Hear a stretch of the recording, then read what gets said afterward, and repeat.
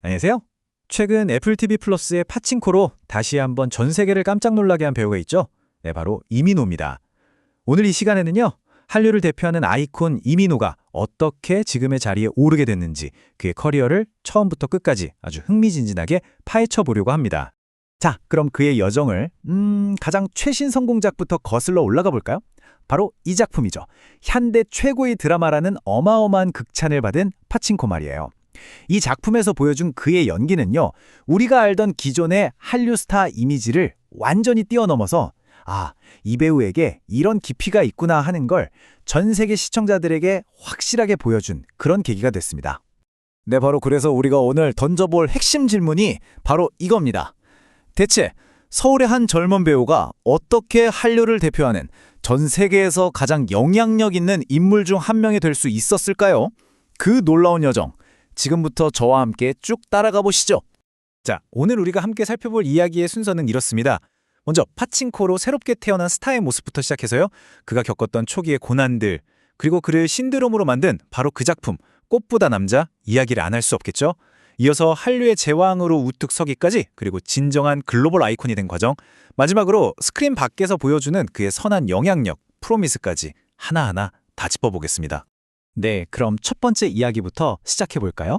바로 새롭게 태어난 스타, 파친코 효과입니다. 전 세계 비평가들의 엄청난 찬사를 이끌어내면서 그의 커리어에 완전히 새로운 막을 열어준 이 파친코 효과, 대체 뭐였는지 한번 자세히 들여다보죠. 2022년이었죠. 이민호가 애플 TV 플러스 시리즈의 파친코에서 정말 미스테리한 상인 고한수 역을 맡았는데요. 와, 이 연기로 정말 엄청난 호평을 받았습니다. 이 고한수라는 캐릭터가 사실 굉장히 복잡한 인물이거든요. 선과 악, 그 경계에 서 있는 이 역할을 통해서 그는 그동안의 로맨틱한 주인공 이미지를 완전히 깨부수고 정말 깊이 있는 연기력으로 국제 무대에서도 통하는 진지한 배우구나 하는 걸 제대로 증명해냈습니다. 그야말로 그의 연기 인생의 새로운 전환점이 된 거죠. 자, 그럼 이제 시간을 좀 거슬러 올라가 볼까요? 그의 야망과 역경이 공존했던 바로 그 시작점으로 말이죠. 지금처럼 화려한 스포트라이트를 받기 전에 과연 그에게는 어떤 이야기들이 숨어 있었을까요? 이거 혹시 아셨나요? 사실 어린 시절 이민호의 꿈은 배우가 아니었습니다. 바로 프로 축구 선수였어요. 그런데 안타깝게도 초등학교 5학년 때 입은 부상 때문에 그 꿈을 접어야만 했죠. 어떻게 보면 이 예기치 않은 좌절이 오히려 그를 연기라는 새로운 길로 이끌게 된 셈인데, 이런 스토리가 그의 인생에 참 인간적인 깊이를 더해주는 것 같아요. 그의 초기 경력을 한번 쭉 훑어볼까요? 2002년에 처음 단역으로 시작해서 2006년에 비밀의 교정으로 드디어 공식 데뷔를 합니다. 그런데 바로 그해 정말 끔찍한, 거의 배우 인생이 끝날 뻔한 교통사고를 당하게 되어, 그리고 1년간의 공백기를 거쳐 2007년에 달려라 고등어로 첫 주연을 맡게 됩니다. 특히 2006년은 그에게 정말 희망과 절망이 동시에 찾아온 그런 해였던 거죠. 이 2006년 교통사고가요, 정말 심각했습니다. 갈비뼈, 허벅지, 발목이 다 부러지고 무릎 연골까지 찢어지는 정말 큰 부상이었어요. 몇 달 동안 꼼짝없이 병상에 누워 있어야 했고, 이 사고 때문에 한쪽 다리가 다른 쪽보다 짧아지는 후유증까지 남았다고 합니다. 그래서 현역 복무도 못했죠.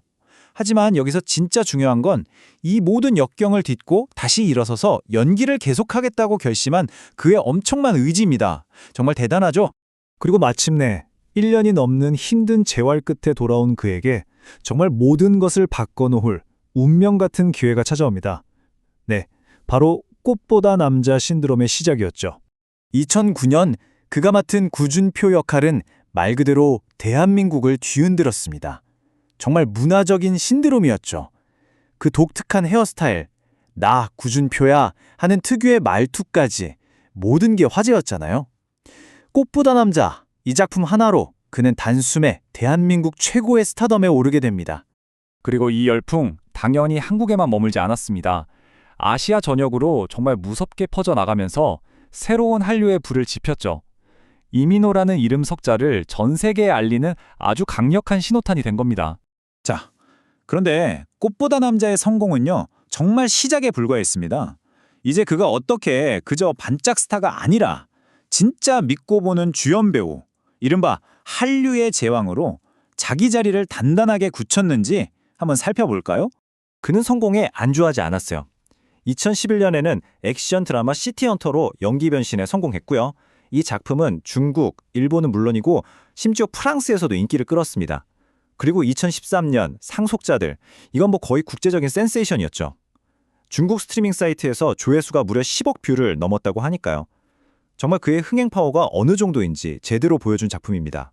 그의 대표적인 두 재벌 상속자 역할, 꽃보다 남자의 구준표와 상속자들의 김탄을 비교해보면 참 재미있습니다. 구준표가 좀 불같고 상징적인 캐릭터였다면 김탄은 그보다 더 성숙하고 복잡한 내면을 가졌죠. 이민호 배우가 직접 이런 말을 했어요. 20대가 지나기 전에 더 밝은 캐릭터를 연기하고 싶었다고요. 캐릭터 선택에 대한 그의 고민이 엿보이는 부분이죠. 드라마 성공, 물론 대단하죠. 하지만 이민호라는 이름은 이제 그걸 넘어서서 하나의 거대한 글로벌 브랜드가 됐습니다. 대체 그의 영향력이 어느 정도인지 지금부터 정말 놀라운 숫자들로 한번 확인해 보시죠. 그의 영향력은 유독 최초라는 수식어와 함께 자주 등장합니다. 2013년에는 한국 연예인 최초로 상하이 마담 투소에 그의 밀랍 인형이 세워졌고요. 2014년에는 이건 정말 대단한데요. 한국 연예인 최초로 중국의 CCTV 춘절 특집 쇼에 출연했습니다. 이게 그 나라에서 가장 시청률이 높은 명절 프로그램인데 여기에 한국 배우가 처음으로 나갔다는 건 그만큼 그의 인기가 엄청났다는 뜻이죠. 그리고 그의 영향력은 소셜미디어에서 그야말로 폭발합니다. 자, 이 숫자 보이시나요? 무려 2천만입니다. 이민호는요, 한국 연예인 최초로 인스타그램과 페이스북 이 두 플랫폼에서 각각 팔로워 2천만 명을 돌파하는 엄청난 기록을 세웠습니다.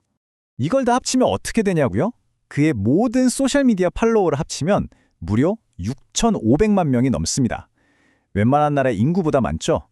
이 엄청난 파급력 때문에 그가 소셜미디어의 왕이라는 별명까지 얻었는데요. 정말 그의 영향력이 얼마나 대단한지 피부로 와닿는 숫자입니다. 자, 마지막으로 이렇게 어마어마한 영향력을 갖게 된 그가 이걸 어떻게 좋은 일에 쓰고 있는지 한번 들여다보겠습니다. 스크린을 넘어서 세상과 한 약속, 바로 프로미즈에 대한 이야기입니다. 네, 프로미스는요, 2014년에 이민호가 직접 만든 기부 플랫폼입니다. 자신의 유명세를 이용해서 좀 더 나은 세상을 만드는 데 기여하고 싶었던 거죠. 이름도 참 의미가 깊어요. 약속을 뜻하는 프로미스, 그리고 자신의 이름, 또 그의 팬클럽 민호주를 합쳐서 만들었다고 합니다. 이 프로미즈를 통해서 정말 다양한 활동을 해왔습니다.